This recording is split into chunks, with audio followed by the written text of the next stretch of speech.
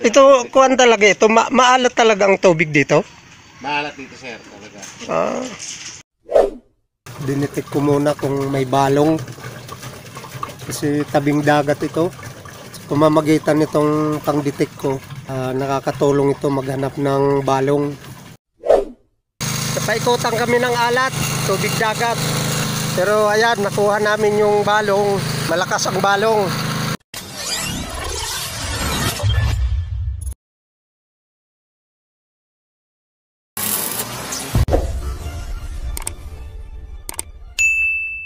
Ayan, magandang araw mga kadiskarte.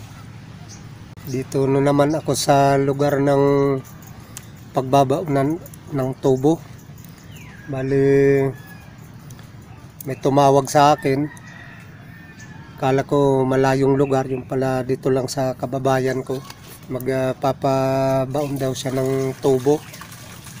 Kaya chinik ko dito at dinitik ko muna kung may balong kasi tabing dagat ito at pamamagitan nitong pangditik ko,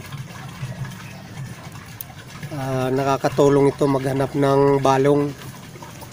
Bagamat maraming hindi naniniwala dito, pero sa akin subok ko na to na nakakadetek ng balong. Kaya dinitik ko at mabuti man mayroong balong. Yan. Sa mga iba dyan na hindi naniniwala nitong aking pangditik, okay lang yan. Yung mga mahilig mamburaot, okay lang yan. Yan ang kaligayahan nyo. Pero gusto ko lang ibahagi yung karanasan ko dito. Ayan, makikita nyo dagat na yan. Malapit lang kami dito sa playa. Ito yung lote na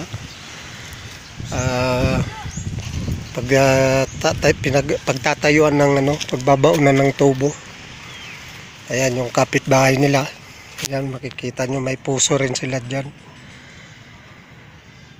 Ngayon hindi rin nag-work kasi nga alat, sobrang alat. Okay lang kung medyo tapsing lang, natural lang yan. Kasi nahaluan talaga ng alat yan sa ilalim. Huwag lang puro alat. Pag wala kasing balong, tubig dagat talaga ang makukuha at nauubusan ng laman, natutuyuan. Pag nagbabang tubig sa dagat, wala nang tubig yung bumba, pero talagang alat. Ito, may ano na rin sila dati dito. Meron na rin silang puso at hindi rin ito nagamit. Ayan. Meron din sila doon sa kabila.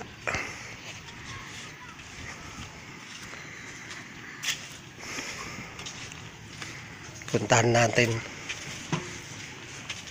Ito yung kanilang ginagamit ngayon. Ayan. Anong nangyari dito sa ito palang pogi na may-ari dito? Yung mabait kong kabro ngayon. Pangalawang baon yan, sir, yan. Puro tabsing. So, nilipat dito, tabsing pa rin itong original. Tapos meron doon sa kabila. Meron din. Ang problema, pinugot at ayaw. Tapos nung pagdating namin dito, ito na nga. Ito, kuwan talaga ito. Maalat talaga ang tubig dito? Maalat dito, sir, talaga. Okay lang naman kung tapsing. Yung magagamit, wag lang yung talagang maalat kasi yung ano sa mata. Oo, alat talaga. Pero kung tapsing lang, yung medyo maalat-alat ng bahagya, natural lang yan kasi yung tubig talaga hahalo sa tabang. Pero ang importante doon, malakas ang tabang, hindi siya maubusan. Bubula ang sabon. Hindi oo, yung bubula pang sabon. Ayun, sobrang maalat nga ito. Oo. Yan, dito ako sa anong apelyido niyo? Montero, sir. Montero, dito ako sa Montero Residence.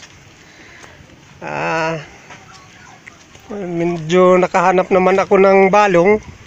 Pero dito sa pinagtayuan nila na yan, wala akong na-detect na balong. Ngayon nakahanap ako ng balong doon sa kabilang gilid. Doon na sa may hangganan nila.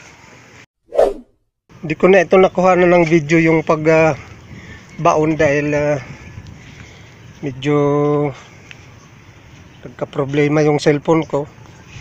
Kaya itong may nakabaon na kami kahapon. Bali isang tubo na yan at hindi naman kailangan ng malalim dito dahil malapit sa dagat talaga. Tsaka kung mapapansin nyo, dyan banda sa may gilid na yan, kuhan yan, pispan yan at ilog na alat din yan, napapagitnaan ito ng dagat talaga doon. Tsaka dito sa ilog na maalat din yung galing sa dagat. Kaya yan, magbabaka sakali kami na makuha namin ang bukal talaga dito. At medyo titirahin pa namin ito ngayon. At ang buhangin dito, pinong-pino. Ayan. Sana itong ano namin ngayon, lumabas na yung palatandaan ng balong. Yung ibang klase naman ang hugis ng buhangin. At may palatandaan naman dyan kung balong na o hindi pa. Okay, subaybay lang mga kadiskarte at para may bahagi ko sa inyo yung baon ng tubo. Bali ngayon lalalimin pa namin yan. Bali itong baon na to talagang malapit na ang balong dito dahil alam ko sa tabing dagat hindi yan malalim. Kaya itong taas nitong tubo namin, bakal, pag naibaon ito hanggang dyan, palagay ko abot na ang balong talaga niyan.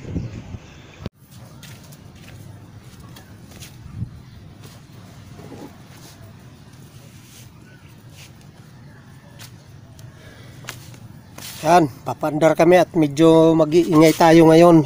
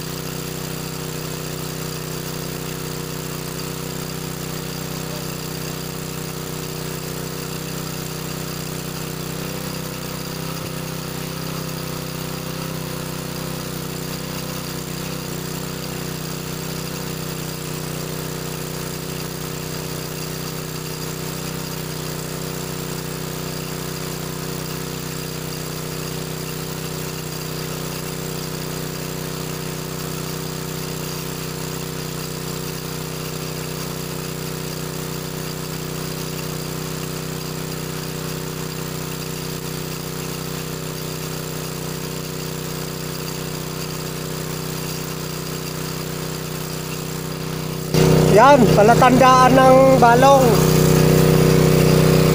Magaspang na, bato na, bato.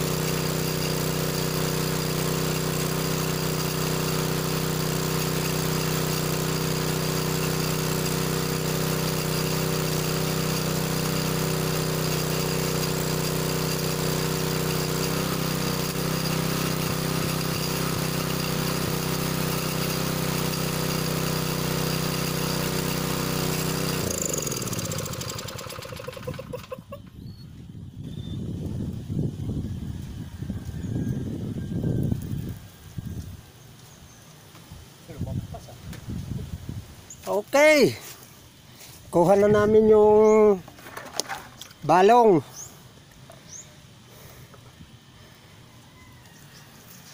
Ayan, mga kadiskarte. Medyo lumalim na siya at nakuha ko na yung kanyang balong. Lumabas na rin ang mga palatandaan na balong na, yung mga bato. Okay, so bye-bye lang hanggang matapos. Ito yung aking gwapong helper. Kaway-kaway naman dyan. Yan ang gwapo kong helper. Okay, kaya na naman yung aming panibagong tusok. Ito ang aking nakuhang tubig. Kung mapapansin nyo, tabing dagat lang kami. Ayan o, yung dagat. Ayan yung bangka, nakasadsad. Ayan, ganyan lang kalayo. Tapos yung kabila nito, dyan sa banda na yan, sa may kahuyan na yan, pispan yan, ilog. Napaikutan kami ng alat, tubig dagat. Pero ayan, nakuha namin yung balong. Malakas ang balong. Hindi na siya maagad ng makina. Ayan.